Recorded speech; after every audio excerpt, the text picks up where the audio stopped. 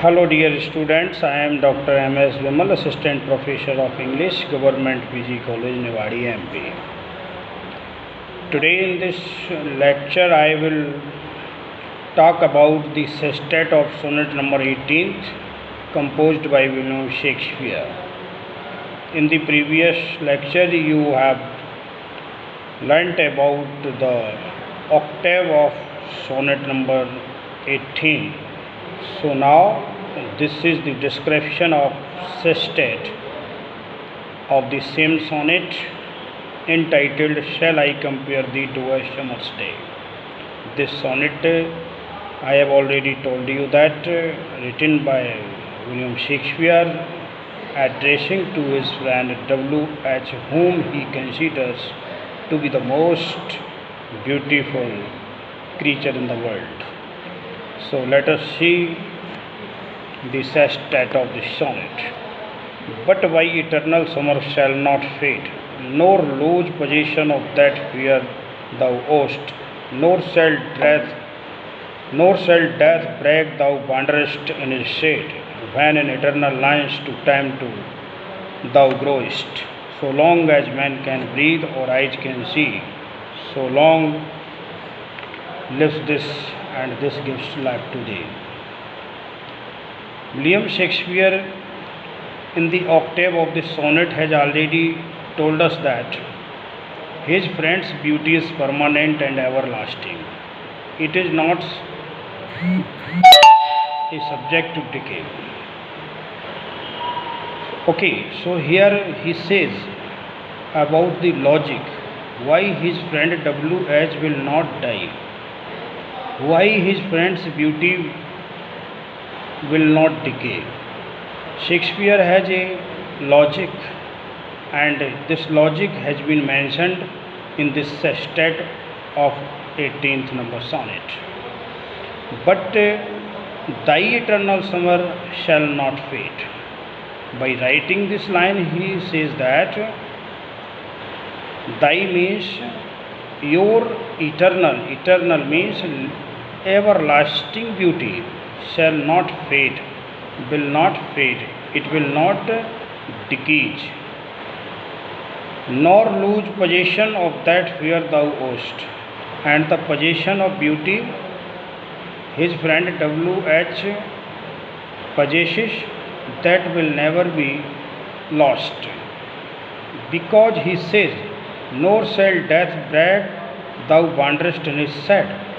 Although death does not escape to anyone. This is the world saying fact that death does not escape to anyone. Nobody can escape from death.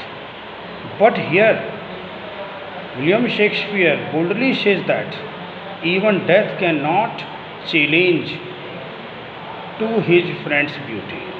Death can't kill his friend's beauty when in eternal lines to time thou growest. Because according to him, logic is that he is writing poetry on W.H. He is composing a sonnet on W.H. and this sonnet will be immortal and be read by the future generation and by generation to generation. So till this sonnet remains alive, so far will his friend's beauty will remain alive.